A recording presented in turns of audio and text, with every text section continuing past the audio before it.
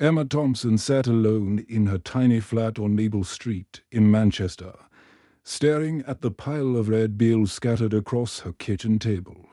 The numbers seemed to blur together as she tried to count how much money she owed. Rent, electricity, gas, phone, everything was overdue. At 28 years old, she felt like her whole world had crashed down around her 3 months ago. The small bookshop where she had worked for 5 years had closed forever. The owner, Mrs. Peterson, had tears in her eyes when she told Emma there was no more money to pay the staff. Emma loved that job. She loved helping customers find the perfect book and organizing the shelves with care. Now, the shop windows were covered with newspaper, and Emma spent her days alone in her flat. The worst part was not just losing her job. 2 weeks after the bookshop closed, her boyfriend James had packed his clothes and moved out. He said he needed someone more successful, someone who could help pay for nice dinners and holidays. Emma had loved James for 3 years. She thought they would get married someday and start a family together. Instead, she heard from a friend that James was already dating someone new, a woman who worked at a fancy bank in the city center. Emma's savings account, which had never been very large, was almost empty now. She had been living on cheap pasta and bread for weeks. Her parents lived far away in Scotland, and she was too proud to ask them for help. She felt completely alone in the world. The autumn rain tapped softly against her window as Emma decided to check her mail. She pulled on her old coat and walked down the narrow stairs to the mailbox area in the lobby of her building. The whole way smelled like cleaning supplies and was painted a dull green color that made everything look sad. Emma opened her small metal mailbox with the rusty key. Inside were the usual things she dreaded seeing. More bills in white envelopes with red stamps that said final notice. But among all the bills was something completely different. It was a bright, colorful postcard that seemed to glow against all the plain white envelopes. Emma picked up the postcard carefully, as if it might disappear if she moved too quickly. The front of the card showed the most beautiful place she had ever seen. There was a tall mountain covered with green trees, and at the bottom was a lake so clear and blue it looked like a mirror reflecting the sky. Fluffy white clouds floated above the mountain peaks, and the whole scene looked peaceful and magical. Emma turned the postcard over with shaking hands. Someone had written a message in neat, careful handwriting using blue ink. The words were simple but powerful. Some journeys begin when you think everything has ended. A friend. Emma looked at the postcard again and again. There was no return address anywhere. She checked the postmark, but the ink was smudged and blurry. She could not tell where the card had come from or when it was sent. Emma looked round the empty hallway, wondering if this was some kind of mistake. Maybe the mailman had put it in the wrong box. She had never been to the beautiful place in the picture, and she certainly did not know anyone who would send her something like this. Emma climbed the stairs back to her flat, holding the postcard like it was made of gold. She sat down at her kitchen table and pushed the bills to one side. She placed the mysterious postcard right in the center of the table where she could see it clearly. For the next hour, Emma tried to focus on other things. She made herself a cup of tea with the last tea bag in her cupboard. She tried to read an old magazine she had found under her bed. She even tried to organize her small closet to keep her mind busy. But no matter what she did, her eyes kept going back to that postcard and those mysterious words. Some journeys begin when you think everything has ended. Emma had felt like her life was completely over. She had no job, no boyfriend, no money, and no hope for the future. Every morning she woke up feeling heavy and sad, like there was a dark cloud following her everywhere she went. She had started to believe that good things would never happen to her again, but something about this postcard was different. The message felt like it was written just for her, at exactly the right time, for the first time in many weeks.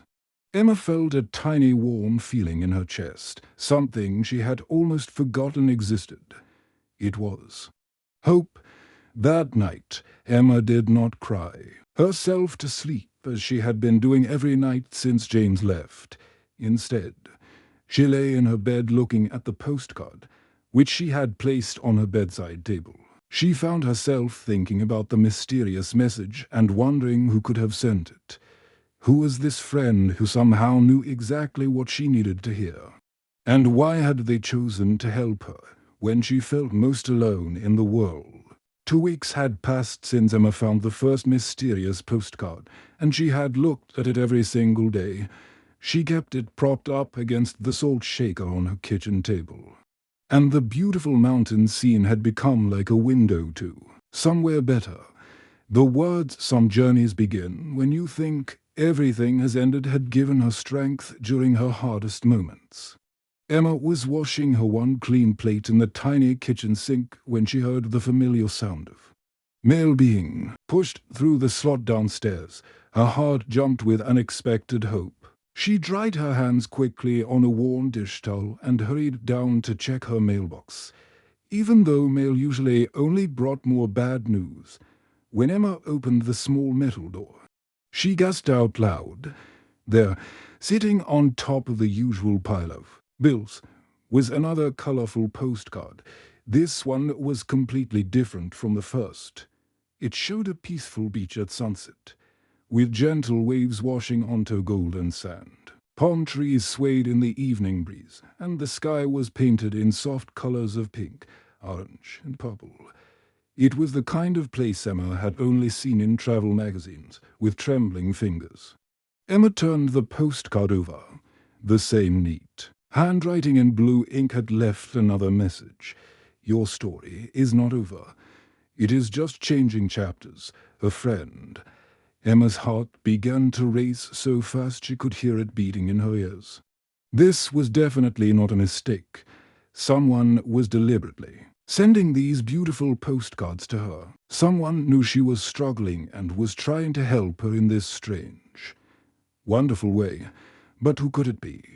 Emma ran back up to her flat and placed the new postcard next to the first one on her kitchen table.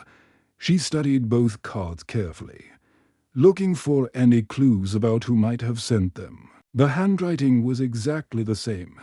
Neat, careful letters that looked like they were written by someone who took great care with each word.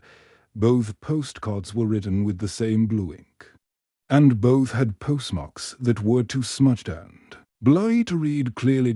Emma spent the rest of the morning examining every detail of both postcards. She looked at the pictures, the writing, even the type of paper they were printed on. She was determined to solve this mystery. For the first time in months, Emma felt truly excited about something. She had a purpose now, something to focus on. Besides her problems, after lunch, Emma put on her best coat and walked to the post office on High Street. The building was old and made of red brick, with large windows that let in lots of light. Emma had been there many times before to buy stamps or mail letters, but today felt different. Today she was a detective on an important mission.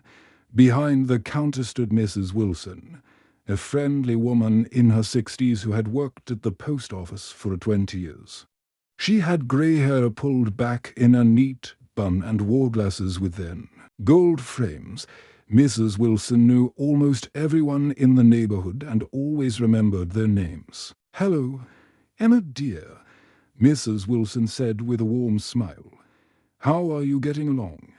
I heard about the bookshop closing. Such a shame. It was a lovely little place." Emma felt her cheeks turn red. She knew that everyone in the neighborhood probably knew about her problems by now.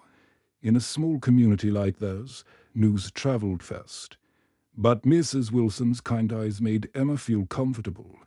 I'm managing. Thank you, Emma said softly. Then she pulled the 2 postcards from her purse. Mrs. Wilson, I was wondering if you might help me with something. Have you seen postcards like these before? Mrs. Wilson adjusted her glasses and took the postcards in her hands. She studied them carefully, turning them over to read the messages and examining the pictures on the front. Her eyebrows raised slightly as she looked at the handwriting. How very interesting, Mrs. Wilson said slowly. The writing does look familiar, but I cannot quite place it. It reminds me of someone. But I cannot remember who. She paused and looked at Emma with curious eyes. You know, dear, you are not the first person to ask me about mysterious postcards like these. Emma's eyes widened with surprise. What do you mean? Mrs. Wilson leaned forward across the counter, as if she was sharing a secret. About 6 months ago, a young man named Tom came in here asking about similar cards. He was a nice fellow, works as a carpenter over on Oak Street. He had received several postcards with encouraging messages, all signed by a friend. Just like yours. Emma felt her pulse quicken. She was not the only one receiving these mysterious messages, and before Tom, Mrs. Wilson continued. There was an elderly woman named Margaret who lives in the flats near the park. She came in, asking about postcards too. Said they had helped her through a very difficult time after her husband passed away. All of them had received encouraging messages when they needed them most. Emma could hardly believe what she was hearing. Someone in their town was quietly helping people who were going through hard times. Someone cared enough to send beautiful, hopeful messages to strangers who needed them. For the first time in months, Emma felt a spark of real excitement and energy. She was not alone in this mystery, and she was not alone in her struggles. Someone out there was watching over people like her, sending hope when it was needed most. Emma thanked Mrs. Wilson and walked home with quick, determined steps. She had a mission now, to find this mysterious friend and discover who was spreading such kindness in their community. Emma woke up the next morning with more energy than she had felt in months. She had a mystery to solve, and for the first time since losing her job, she had something important to do with her day. She made herself a cup of tea and sat down to plan her investigation. Mrs. Wilson had mentioned to other people who had received mysterious postcards, Tom the carpenter and Margaret the elderly widow. Emma decided she would find them and learn more about their experiences. After breakfast, Emma walked through the neighborhood, stopping at every shop and cafe to ask about the postcards. Most people had not seen anything like them, but they were all very kind and interested in her story. At the small grocery store on Mill Road, the owner told her he had heard customers talking about receiving encouraging messages in the mail, but he could not remember who they were. Emma's big breakthrough came when she stopped at the corner cafe, a cozy little place with red checkered tablecloths and the smell of fresh coffee always in the air. The cafe was run by Mrs. Davies, a cheerful woman who knew everyone in the neighborhood. When Emma showed her the postcards and asked about Tom the carpenter, Mrs. Davies smiled widely. Oh yes, Tom Miller. He comes in here every morning for a coffee before work. Such a lovely young man, though he has been very sad lately. His father died about 8 months ago, and it has been very hard for him. He should be here any minute now. He always arrives at 10:30. Emma felt her heart beating. With excitement, she ordered a cup of tea and sat at a table near the window to wait. At exactly 10:30, a tall young man with brown hair and kind blue eyes walked through the door. He looked tired and sad, but he smiled politely at Mrs. Davies as he ordered his usual coffee. Emma took a deep breath and walked over to him. "Excuse me, are you Tom Miller?" Tom looked surprised, but nodded. "Yes, that's me. Do I know you?" My name is Emma Thompson. I live on Maple Street. Mrs. Wilson at the post office told me that you might have received some mysterious postcards recently. Tom's eyes widened with interest. The postcards from a friend. Yes. I have received several of them. How do you know about them? Emma pulled her two postcards from her purse and showed them to Tom. Because I have been getting them too. Tom stared at the postcards in amazement. This is incredible. I thought I was the only one. Would you like to sit down? I would love to hear about your experience. Emma and Tom sat together at a small table, and Tom pulled out his phone to show Emma pictures of his postcards. He had received 5 of them over the past 2 months, each one arriving at exactly the right moment when he was feeling most hopeless. About his father's death. I got my first one the day after I cried in my workshop for 3 hours straight. Tom told Emma quietly, I was thinking about giving up on everything. My business, my life, everything. The postcard showed a sunrise over a field of flowers, and it said every ending makes room for a new beginning. I cannot explain it, but somehow that message gave me the strength to keep going. Emma felt tears in her eyes as Tom shared his story. She told him about her own struggles with losing her job and her boyfriend leaving. They talked for over an hour, sharing their experiences and marveling at how the mysterious friend seemed to know exactly what each of them needed to hear. Double quotes. Mrs. Wilson mentioned an elderly woman named Margaret who also received postcards. Emma said, we should find her too. Tom nodded enthusiastically. I know Margaret. She lives in the flats near the park. My father used to do carpentry work for her sometimes. She is a wonderful lady, but she has been very lonely since her husband died last year. That afternoon, Emma and Tom visited Margaret's flat together. Margaret was a petite woman with silver hair and bright green eyes who welcomed them with tea and homemade biscuits. When they told her about the postcards, Margaret's face lit up with joy. Oh, my dear children, I cannot believe there are others, Margaret exclaimed. She disappeared into her bedroom and returned with a showbox full of postcards. I have received 12 postcards over the past 10 months. They started arriving just 2 weeks after my husband Arthur passed away. I was so lonely and sad. I did not think I could go on without him. Margaret showed them postcard after postcard, each one more beautiful than the last. Mountains, forests, beaches, gardens, all with messages of hope and comfort written in the same careful blue ink. Emma looked at Tom and Margaret and suddenly had an idea. We should work together to find this person. They have helped all of us so much. Maybe we can help them too. Or at least thank them properly. Tom and Margaret agreed. Immediately, they decided to meet every Tuesday evening at the corner cafe to share information and plan their investigation. Emma suggested they call themselves the Postcard Club, and everyone laughed at the silly name. But they all agreed it was perfect. Over the next few weeks, something wonderful began to happen. Emma found herself looking forward to Tuesday evenings, more than anything else in a week. After months of being alone and feeling hopeless, she finally had real friends who understood what she was going through.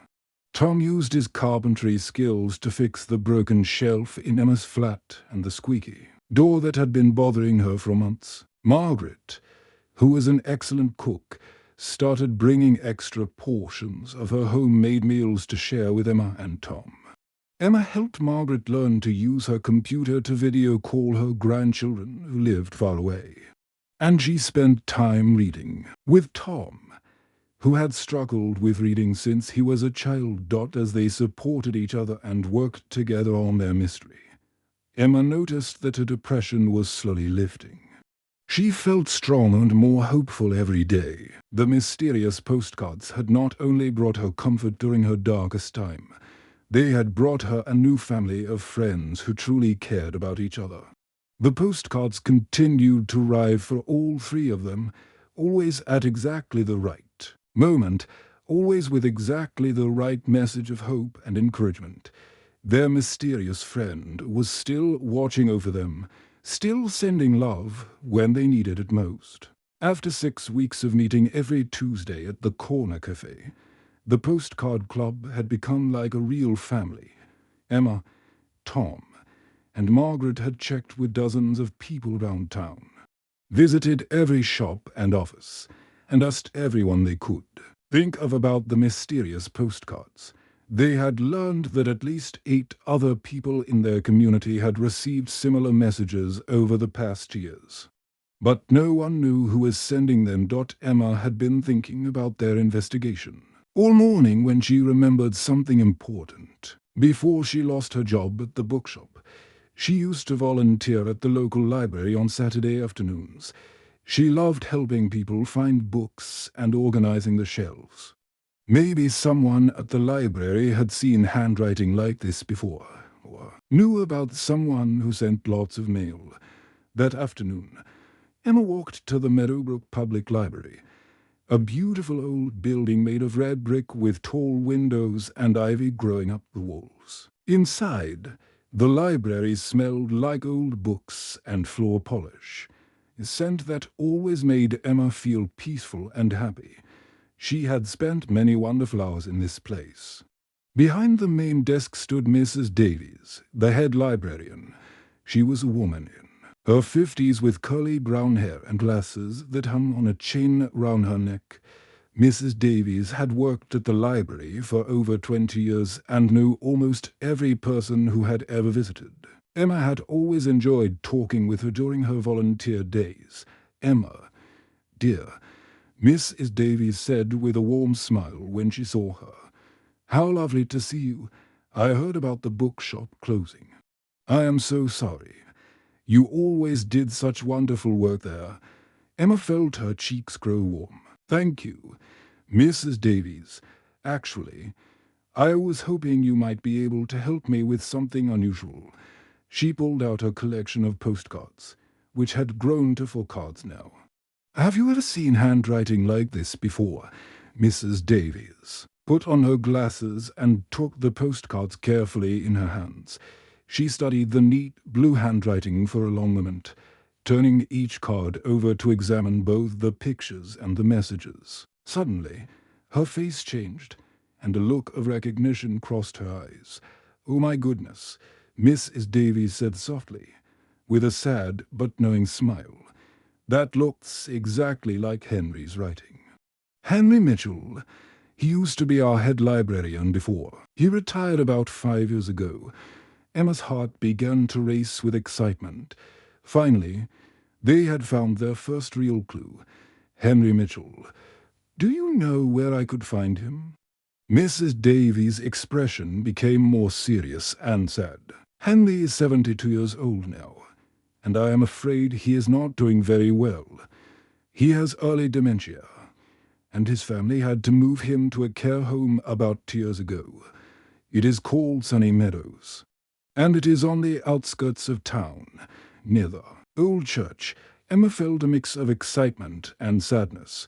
She was thrilled that they had finally identified their mysterious friend. But her heart ached to learn that Henry was struggling with such a difficult illness. He was the most wonderful man. Mrs. Davies continued, her eyes growing misty with memory. "Henry worked here for 35 years, and he knew every single person in this community. He remembered everyone's names, their children's names, their problems and their joys. He was always helping people in quiet ways, finding exactly the right book for someone going through a hard time, or connecting people who needed help with people who could provide it." Mrs. Davies explained that even after Henry retired, he continued to visit the library regularly. His family had mentioned that he spent hours every day writing letters and cards, though they were not sure exactly who he was writing to or why. "The last time I saw him was about 6 months ago," Mrs. Davies said. "He seemed confused about where he was, but he was carrying a bag full of postcards and seemed very determined about something. His daughter said he still insists on writing cards every day, even though his memory is getting worse. Emma thanked Mrs. Davies and practically ran back to the corner cafe, where Tom and Margaret were waiting for their weekly meeting, when she burst through the door with the exciting news. Both of her friends jumped up from their table. "We found him," Emma announced breathlessly. "Our mysterious friend is named Henry Mitchell, and he lives at Sunny Meadows Care Home." Tom and Margaret peppered Emma with questions, and she told them everything Mrs. Davies had shared. They all agreed that they should visit Henry as soon as possible to thank him for everything he had done for them. The next afternoon, Emma, Tom, and Margaret took the bus to Sunny Meadows Care Home. It was a pleasant building surrounded by gardens, full of colorful flowers and tall trees. As they walked through the front entrance, Emma felt nervous and excited at the same time. They found Henry sitting at a small table in the garden behind the building. He was a thin man with white hair and gentle brown eyes, wearing a cardigan sweater and comfortable slippers. The table in front of him was covered with the most beautiful postcards Emma had ever seen.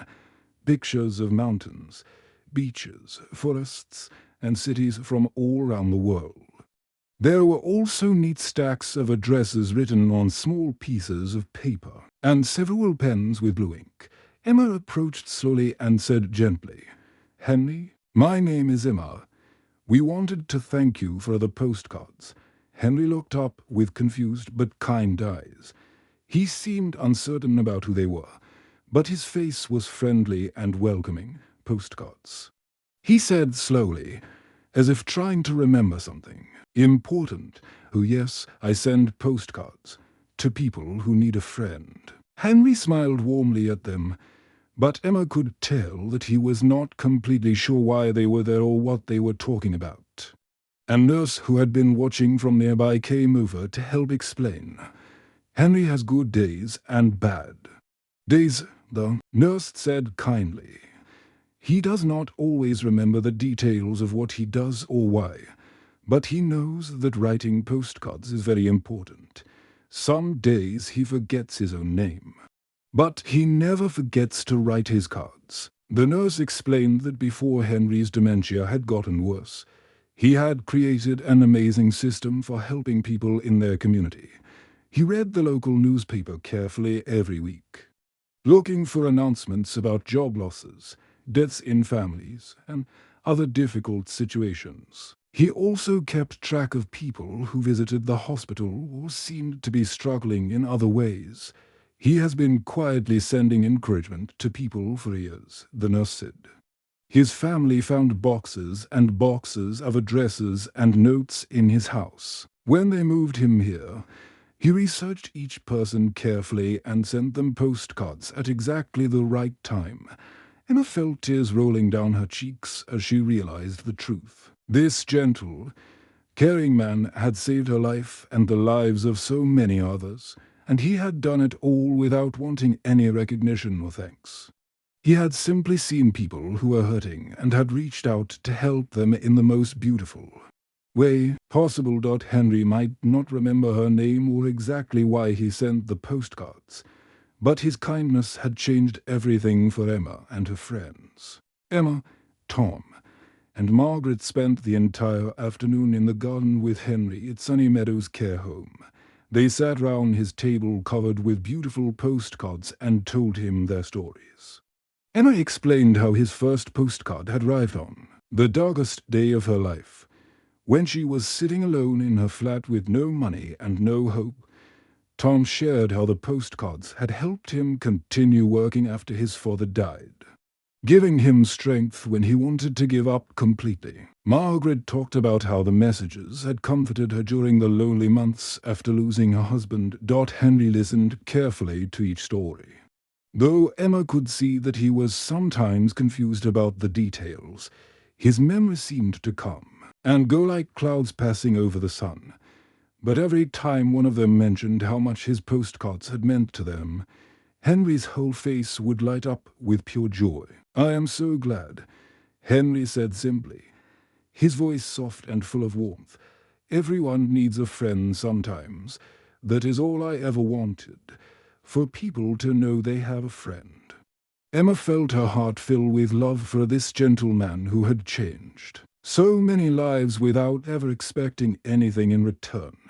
As she watched Henry carefully organizing his postcards and addresses, an idea began to form in her mind. She looked at Tom and Margaret, then back at Henry. "Henry," Emma said gently, "what if we could help you continue your work?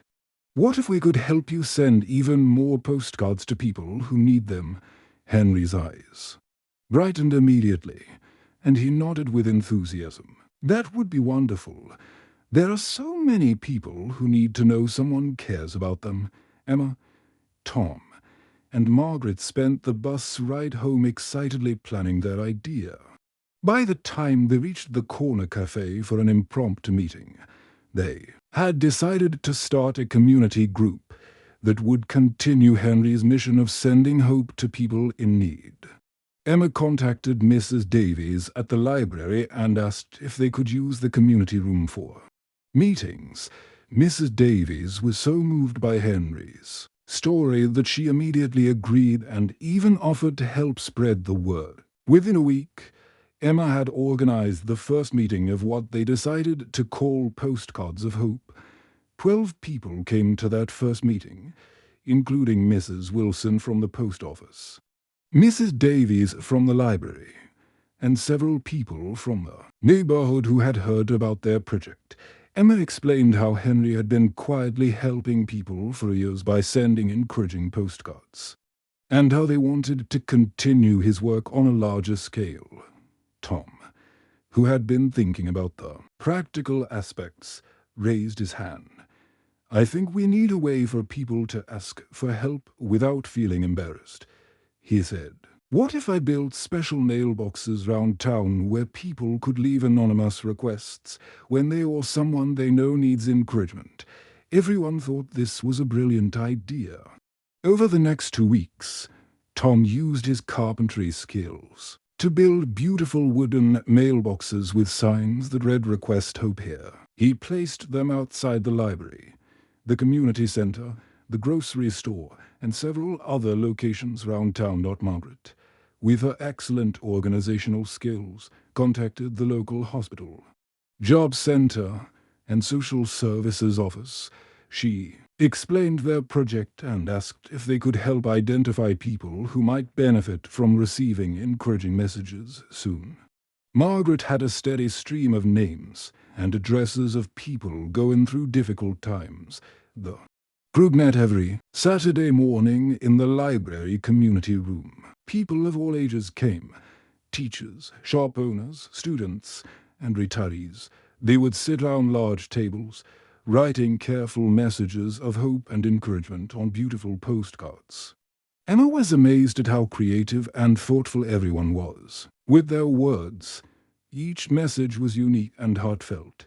The local newspaper, the Meadowbrook Daily, heard about their project and wrote a wonderful article about Henry in the Postcards of Hope group. The story included a photo of Henry in his garden, surrounded by his postcards, with a big smile on his face. After the article was published, similar groups started in 3 nearby towns, all inspired by Henry's example. As the months passed, Emma discovered something surprising about herself. She had always been shy and uncertain, but organizing Postcards of Hope had shown her that she was good at helping people and bringing communities together. She decided to go back to school to study counseling so she could work professionally with people who were struggling with depression and loneliness. Tom's carpentry business grew as word spread about his beautiful hope mailboxes and his generous spirit. He started donating his services to help struggling families repair their homes, saying that everyone deserved to live in a place that felt safe and comfortable. Margaret became the official volunteer coordinator for Postcards of Hope, using her natural leadership abilities to organize schedules, manage supplies, and train new volunteers. She had never been happier or felt more useful than she did helping others. 6 months after they started Postcards of Hope, Emma received one final postcard from Henry. This one showed a beautiful sunrise over a peaceful valley, with golden light streaming through misty clouds. The message, written in Henry's familiar careful handwriting, read, "The best journeys are the ones where we help others find their way. Thank you for carrying the light forward." Emma immediately went to visit Henry at Sunny Meadows. His condition had gotten worse, and he no longer remembered her name or much about their previous visits. But when Emma showed him the postcard, Henry's face broke into the most beautiful smile. "Did I write that?" he asked, looking at the card with wonder. "Yes," Emma said softly, taking his hand in hers, "and it changed everything. You changed everything."